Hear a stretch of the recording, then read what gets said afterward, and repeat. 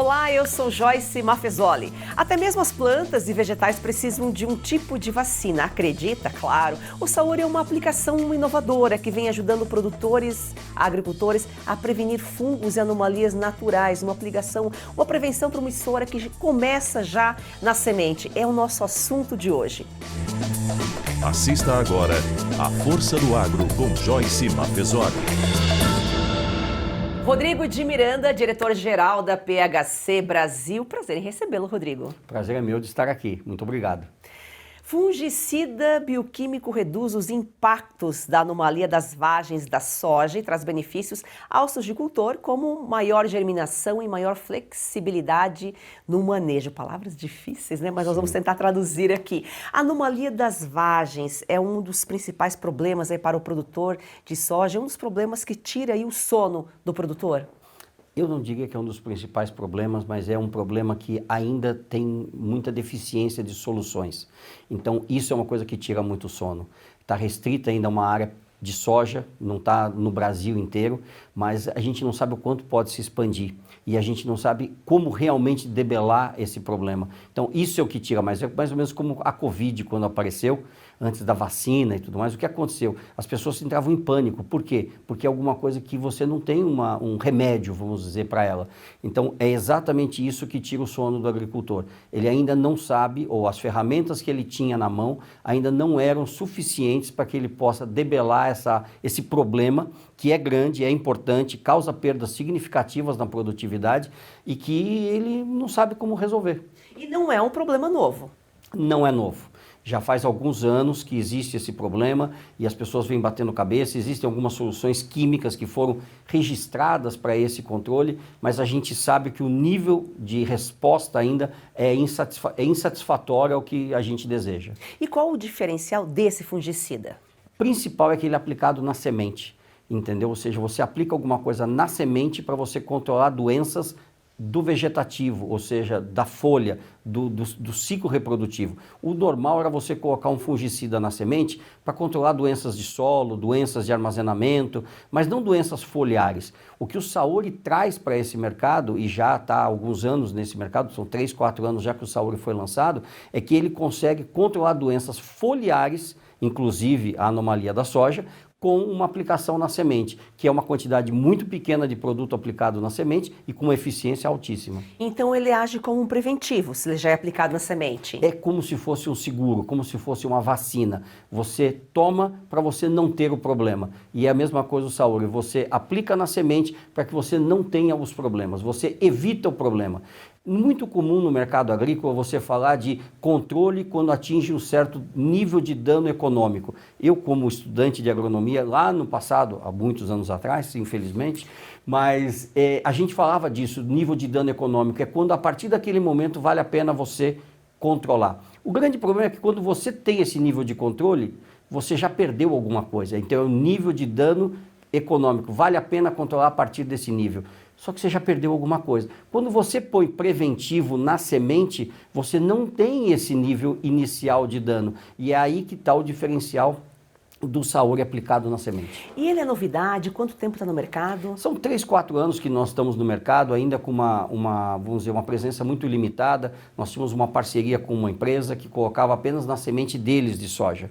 E, obviamente, isso acabou, como não deu certo, a gente, vamos dizer, pegou a distribuição esse ano de novo para o Brasil inteiro. E esse ano sim, com mais gente no campo, nós temos uma distribuição no Brasil inteiro possível. Então, quem tiver interesse em comprar o Saori para proteger a sua semente, não só contra a anomalia da soja, mas contra as manchas, que são realmente um enorme problema hoje, também para o agricultor e com um custo alto de controle, e também a ferrugem, que hoje não assusta tanto, mas a gente sabe que é alguma coisa que não pode descuidar. Eu imagino que o teu público-alvo, primeiramente, é o produtor de semente para aplicar e vender para o produtor, mas o produtor pode adquirir esse produto e ele mesmo fazer essa aplicação? É algo fácil? Hoje, mais da metade do mercado brasileiro é feito o que a gente chama on-farm, O tratamento da semente é na fazenda ou no distribuidor que vende a semente para o agricultor. Então, exatamente, o agricultor, falar, eu quero pôr esse produto na minha semente. O distribuidor vai fazer isso para ele ou ele mesmo pode tratar na própria fazenda. As grandes fazendas hoje do Mato Grosso, por exemplo, têm o tratamento da semente lá na própria fazenda deles.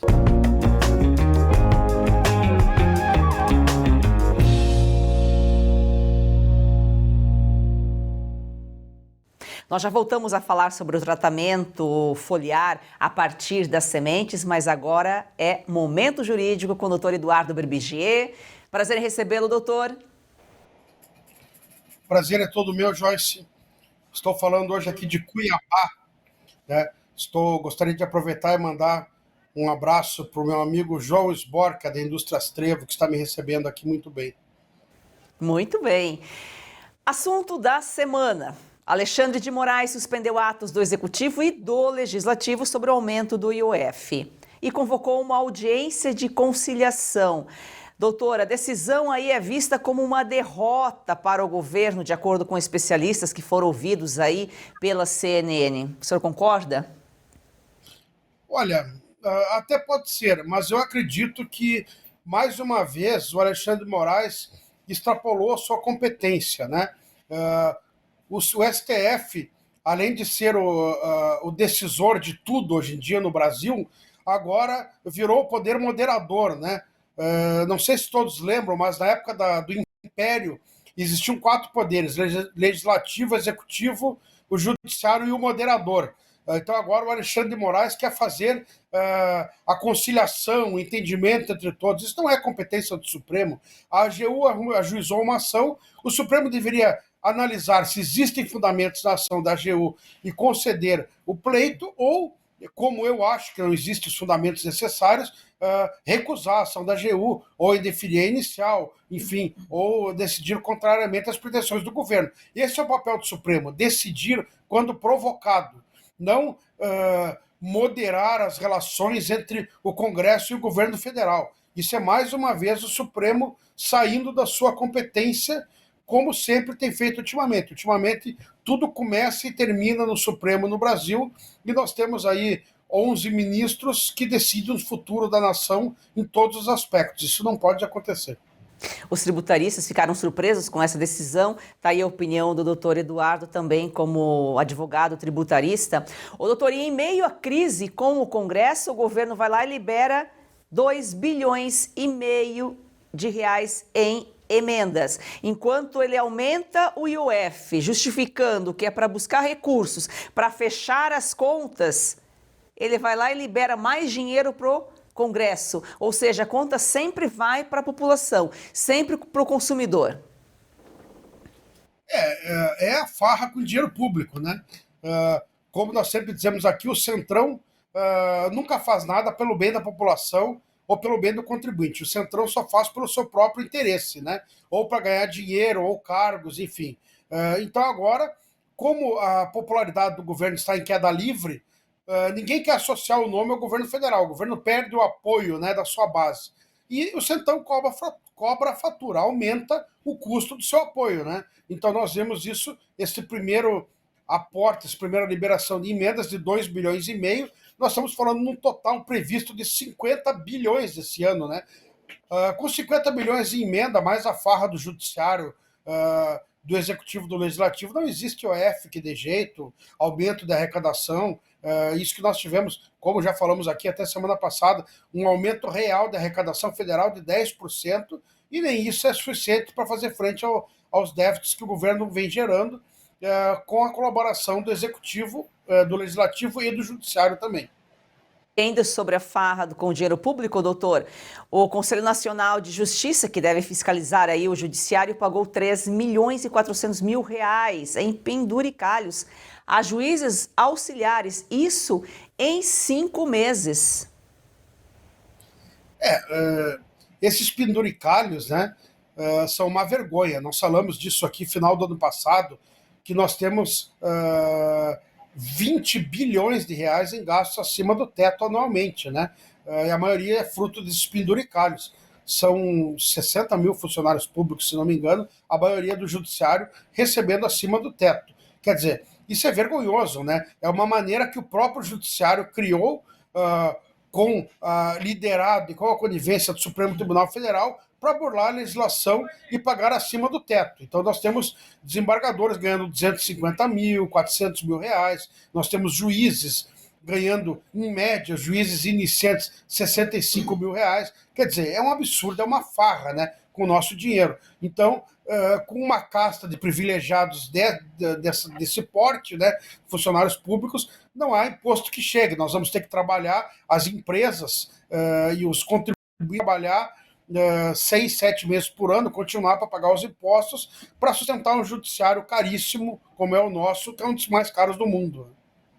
Doutor, e fica difícil, né, ser o CNJ fiscaliza o judiciário, ele já extrapola com esses gastos. O STF está legislando e não foi eleito para isso. A quem recorrer? O Brasil vive uma situação difícil, né? Olha, eu estava falando com um amigo aqui da AMAD, da Associação dos Atacadistas aqui do Mato Grosso, estava dizendo o seguinte: temos que recorrer a Deus, né? Só a Deus, porque ao judiciário não existe essa possibilidade, porque tudo termina no Supremo Tribunal Federal, o Supremo está comprometido com esses desmandos, então vamos recorrer a quem? É uma boa pergunta, na verdade, só nos resta confiar em Deus, porque não temos quem zele pelos interesses da população, dos contribuintes, né? Nós só temos aí uma casta de privilegiados, como eu disse antes, que se juntou para tomar o dinheiro do Estado, assaltar o Estado brasileiro e o contribuinte que paga a conta. É só Deus mesmo, né? E por falar aí em Supremo Tribunal Federal, doutor, a ação do STF contra o Bolsonaro, em relação a esse procedimento, o ministro André Mendonça declarou que o papel do STF deveria ser repensado, justamente o que todo mundo vem falando. Essa declaração pode ser o início de uma nova fase no Supremo? É um morde-a-sopra ou será que Deus está intervindo aí por nós? Olha, o André Mendonça tem manifestado opiniões boas, inclusive eu estive num congresso de direito há uns 60 dias atrás, e ele falou sobre a questão do papel do Supremo. O André Mendonça tem sido uma voz dissonante, né? Ele é normalmente voto vencido, inclusive na questão lá do 8 de janeiro, mas não é só ele. O Luiz Fux andou dando algumas manifestações nesse sentido também, que o Supremo não pode resolver tudo. Enfim, eu acho que é uma chama de esperança, né? Só que o Supremo está muito fechado, o corporativismo é muito forte. Eu acho difícil que essas manifestações iniciais do Mendonça e do Fux possam fazer o Supremo mudar as posições que vem tomando. Isso só vai acontecer com uma ruptura muito grande, um novo governo, com uma nova ordem nacional que faça o Supremo repensar o seu papel. Eu não acredito que 2 ministros sejam capazes de mudar isso, até porque o Supremo é muito corporativista, né? Então acho difícil, mas são posições alentadoras, né? Pelo menos é interessante saber que alguns ministros têm consciência do seu papel. Bom, vamos aguardar, vamos acompanhar. Doutor, muitíssimo obrigado aqui pelas suas informações, uma excelente semana. Eu que agradeço, Joyce, obrigado igualmente a você e aos nossos telespectadores. Uma ótima semana.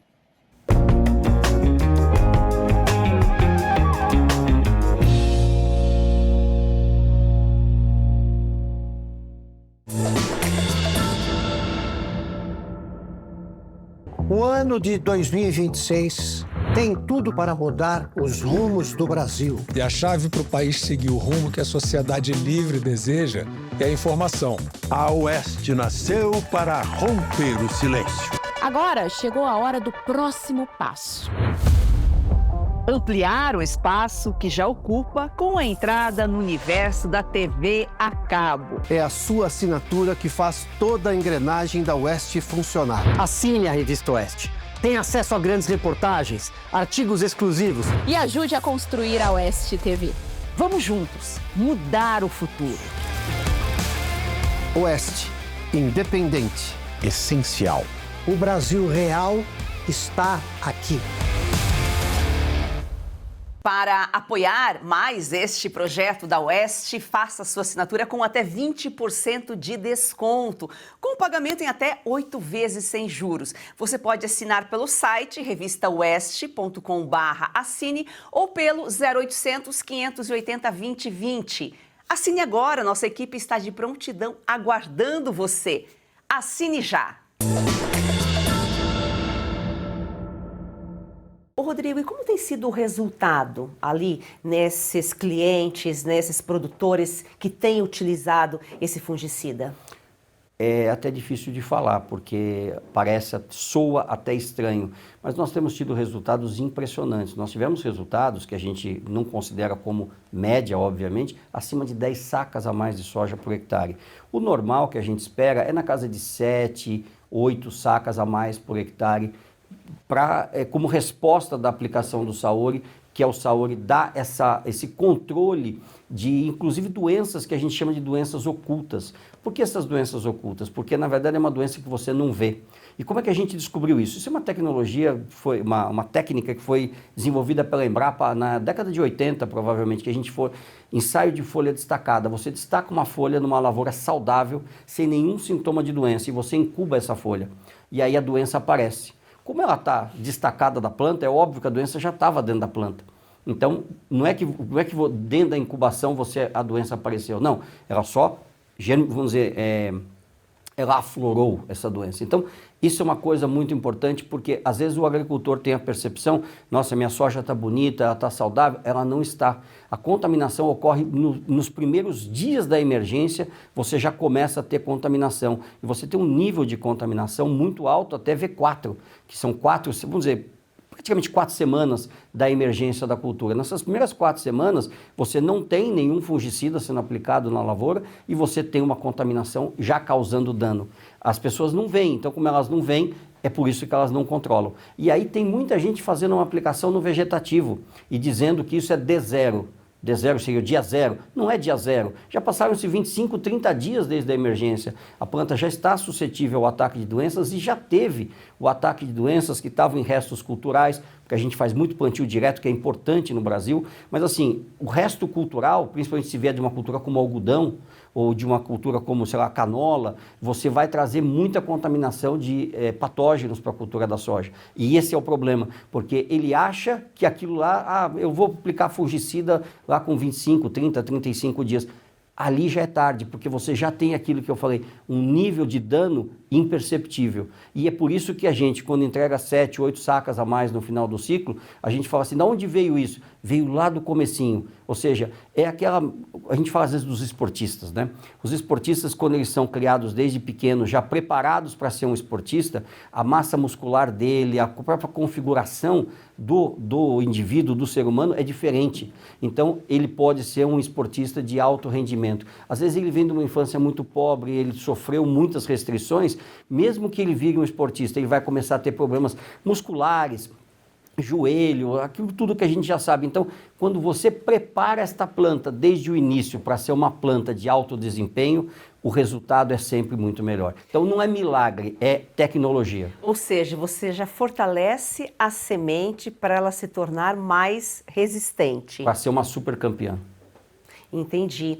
Agora, esse problema, quando o produtor percebe, né, quando está a olho nu ali, você acabou de dizer, já é tarde. Não existe hoje algo que combata diretamente, porque ainda está em estudo, é um problema que tira o sono, justamente por não ter o defensivo, o fungicida que ataca diretamente. O Saori, ele é o primeiro registrado no tratamento de sementes com essa ação foliar? Sim, mais do que isso. Ele é o primeiro e é o primeiro biológico também. Porque além disso, ele é um produto, por ser biológico, por ser um peptídeo, ele tem uma compatibilidade enorme com todos os outros tratamentos tradicionais da semente. Hoje, quando você fala de biológico, você fala de micro-organismos, existe muita incompatibilidade com os outros tratamentos químicos. Eu tenho um colega, por exemplo, que eu estava conversando com ele falou assim, eu ponho fungicida na minha semente e ponho um biológico, que é um fungo. Eu falei, tem alguma coisa errada, porque você está pondo um fungo e está pondo um fungicida. Você não parece que alguma coisa está dando errado? Ele falou, rapaz, será que é por isso que eu não estou tendo bons resultados? Eu falei, eu acho que sim, você devia parar para pensar. Então, às vezes o pessoal vende as tecnologias para o agricultor, naquela ânsia de tentar melhorar a produtividade dele, acaba realmente não percebendo e, não sei se por má fé ou se por vontade realmente de que o produtor produza melhor, eles põem um monte de tecnologias juntos que são incompatíveis. No caso dos peptídeos, no caso do Saori, você pode pôr porque é totalmente compatível, é muito simples, é muito estável. Ou seja, quando você põe um micro-organismo, você põe a semente no solo, se o solo está muito seco, muito quente, tem diversos fatores que afetam o desempenho desse micro-organismo. O peptídeo não é um micro-organismo, então o que acontece? É um biológico, que é um bioquímico, e aí esse bioquímico que ele faz? Ele faz a semente produzir a autodefesa dela. É uma vacina. E a HPC é uma empresa americana, foi comprada por uma indiana e ela é expert nos peptídeos. Exatamente. A PHC, desde o início dela, lá em 1992, essa tecnologia, a primeira parte dela, foi desenvolvida na Universidade de Cornell. E aí, desde a Universidade de Cornell, a gente vem desenvolvendo peptídeos. Hoje nós temos mais de 700 peptídeos, vamos dizer assim, identificados para uso da agricultura. Nós temos no Brasil 3 registrados. Então, de 700, nós temos 3 no Brasil. E é isso que a PI, quando quis expandir para o mundo, e principalmente focada no mercado brasileiro e de biológicos, porque é isso, ela tem, a PI é uma empresa química, mas ela vê essa expansão do biológico como não só desejável, como necessária. E aí ela veio e olhou e falou assim, qual empresa eu posso comprar que tenha realmente uma tecnologia e que eu possa ser diferente nesse mercado? Ela foi e adquiriu a PHC. Uma empresa americana, está desde 2015 no Brasil, mas você falou um dado aqui que os mais atentos devem ter ouvido, você falou em Embrapa. A ideia desse fungicida veio por meio de uma pesquisa lá dos anos 80 da Embrapa. Vocês foram buscar algo que eles tinham estudado sobre a folha, juntaram com o estudo de vocês e chegaram a essa conclusão, chegaram à criação desse produto. É para a gente poder mostrar para o agricultor que ele realmente tem uma doença lá no início do ciclo de desenvolvimento, quando ainda você não aplicou nenhum fungicida e que ele acha que a soja dele está linda, maravilhosa e não tem nenhuma doença, a gente foi pegar esse estudo da Embrapa de folha destacada para a gente poder mostrar, ó, você tem sim doença dentro da sua soja. Então você destaca a folha, identifica que tem doença, ele fala, nossa, mas não parecia, porque realmente naquele momento a soja ainda não fez o que a gente chama da partição energética, né? Então você tem uma partição energética que vai para a produção e outra que vai para o desenvolvimento. Enquanto você está só se desenvolvendo, ou seja, você ainda é jovem, né? Você aguenta muito desaforo, é a soja. Então, você tem a doença lá dentro, você está sofrendo com aquilo, mas você aguenta. No momento em que você começa a ter essa partição energética, você tem menos energia para se defender, porque você tem que produzir também. E aí é que tem a diferença e você vê a doença aparecer na soja. Então, quando a doença aparece, o dano já está sendo criado. Essa é a grande questão.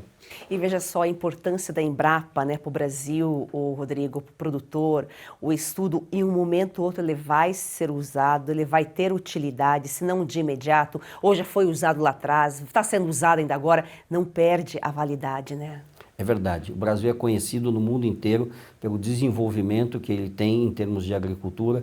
Mais do que isso, a gente tem as leis brasileiras, elas são leis muito inteligentes nessa parte de insumos para a agricultura. Elas, ao mesmo tempo, têm flexibilidade e, ao mesmo tempo, elas têm a responsabilidade de você poder avaliar corretamente para que não cause nenhum dano ao meio ambiente e nem ao ser humano. Você está cansado de tomar 10, 15, até 20 comprimidos por dia e mesmo assim as dores não vão embora? Se você sofre com dores nas articulações, artrite, artrose, reumatismo, fibromialgia, dores na coluna ou nas pernas, preste atenção, este recado pode transformar a sua rotina e a sua saúde. Pode, vai transformar, Káutia. A Vitagold inovou mais uma vez e apresenta o Vitais 7 em 1, uma fórmula com 7 ativos mais indicados por especialistas especialistas, agora em apenas 2 cápsulas por dia. Chega de tantos remédios. Agora praticidade para você, mais saúde e menos dor. É isso aí, olha o que você encontra no Vitae 7.1. Magnésio para fortalecer os ossos, cúrcuma para aliviar as inflamações, creatina para mais força e disposição, colágeno tipo 2 para regenerar as cartilagens, MSM reduz inchaço e rigidez, a clorela protege o fígado, a vitamina C turbina a imunidade, ou seja, tudo 100% natural e com comprovação científica. E quem usa aprova. Vamos ouvir agora o recado especial da querida Lucinha Lins, que faz uso diário do Vitae 7 em 1. Cansada de tomar vários comprimidos por dia, não é mesmo? Eu também. Por isso a Vitae Gold tem agora o Vitae 7.1. São os 7 principais ativos para cuidar da sua saúde e ajudar você que sofre com dores nas articulações, artrite, artrose, reumatismo, fibromialgia. A Vitae Gold desenvolveu um creme de massagem e vai mandar aí para você de presente. Lucinha falou tudo. O Vitae 7 em 1 mudou a vida dela e agora pode mudar a sua. Ligue agora para o 0800 291 2200 e aproveita a oferta exclusiva. 70% de desconto para os 100 primeiros. Tem que ligar agora, porque além dos 70%, você vai levar de presente o nosso relógio inteligente e ainda o nosso gel Santa Maria, creme para dores localizadas. Ô Rodrigo, agora essa anomalia, para quem não faz esse controle, para quem não usa o Saori na semente, ela acaba se expandindo muito rápido porque vai para a folha. E uma folha atinge a outra. A gente sabe que numa produção as folhas se encontram. Se espalha muito rápido essa doença? Sim, na verdade sim. E pode chegar a uma perda aí de 15, 20, se eu não me engano é um dado da Embrapa, de quase 25% de potencial de perda de produtividade. E isso é uma perda direta. Então, você imagina uma fazenda com 75, 80 sacas, que é uma boa produtividade, se ela perder 20, ela cai para 60. 60 é praticamente custo ou um pouquinho negativo. Agora, a aplicação do Saori na semente pode, inclusive, melhorar a eficácia de outros fungicidas em outras etapas da produção? Sim, porque quando você começa com a planta mais limpa, você facilita a vida dos outros fungicidas. É o que eu disse, você não precisa fazer tantas aplicações. Então, como você não precisa fazer tantas aplicações, você não precisa gerar resistência do fungo. Então, essa é a parte boa. O Saori, vamos dizer, deixando o vegetativo da soja mais limpo, menos, vamos dizer assim, com presença de patógenos ou de inóculo, você vai trazer uma soja para a parte reprodutiva, onde vem a aplicação dos fungicidas químicos foliares, mais tranquila. E com isso você pode aplicar normal, você não precisa, na última safra teve uma área que nós ouvimos dizer de 9 aplicações, porque teve realmente bastante pressão de uma certa doença. Então, o que acontece? Você não precisa fazer esse tanto de aplicação, você vai fazer um normal, entendeu? Ou até o que a gente fala, agricultor, põe atenção, veja se você precisa da última aplicação, que é lá no que a gente chama de R6, né? O R6, às vezes, o produtor tem a mania de largar a soja, né? Fala, não, já está morrendo mesmo, já está indo para o final, eu não vou controlar. Mas você pode ter perdas de produtividade lá no final. Mas a grande questão é, você veja se você acha que você precisa fazer mais uma aplicação ou não. E em diversos ensaios que a gente fez, a última aplicação não foi necessária. Então, ou seja, você evita usar excesso de fungicidas, evita gerar resistência e, mais do que isso, você protege o potencial genético da semente. O produtor investe muito dinheiro na genética da semente. Ali você tem biotecnologia, você tem o germoplasma, você tem o tratamento de sementes. Então, assim, ele investiu muito dinheiro ali. É proteger esse investimento e o potencial produtivo dessa semente. Esse produto está sendo usado no Brasil ou em outros países também? Ele é usado no Brasil, ele é usado em outros países. Na cultura da soja, ele está sendo usado só no Brasil. Mas ele já está em outros países, sim. Ele está nos Estados Unidos, está na Europa, ele tem alguns países já. Que culturas nos outros países? Por exemplo, no caso da Europa, nós temos em batata. Tá? Os resultados em batata são maravilhosos. E as pessoas perguntam para nós, por que vocês não registram em batata? Gente, a gente tem que entender que os nossos recursos, eles são limitados, a gente tem que focar. Então, no Brasil, o foco da PHC é a cultura da soja, do milho, do algodão, da cana e do café. Temos presença em outras culturas? Temos, mas a gente tem que ter um foco. O nosso time, infelizmente, é muito pequeno ainda. Nós somos 55 pessoas no Brasil. Então a gente não tem como atingir todas as culturas, mas a gente está aberto a parcerias, a gente tem conversado com muitas empresas, por exemplo, a gente sabe da vantagem em frutas. Por exemplo, você pode usar no Vale do São Francisco, você pode usar em Santa Catarina, você pode usar na Serra Gaúcha, você tem aqui em São Paulo, aqui próximo de São Paulo, você tem a parte de frutas, então você pode usar em outros cultivos. O problema sempre para nós nós temos que ter foco. Se você não tiver foco, você não consegue fazer a expansão. Se eu tivesse 1000 pessoas no Brasil, seria ótimo poder focar em todas as culturas, mas infelizmente a gente não consegue. Mesmo porque para registrar um produto, principalmente no Brasil, a legislação é muito rigorosa, né? Você precisa de estudos para comprovar a eficácia do produto para determinada cultura. Rodrigo, muito obrigada pelas suas informações, foi um prazer recebê-lo aqui. Eu que agradeço, muito obrigado. Gratidão a você que nos acompanha, siga o nosso perfil no Instagram e você já sabe, vamos fazer do agro, esse campeão brasileiro, uma paixão nacional.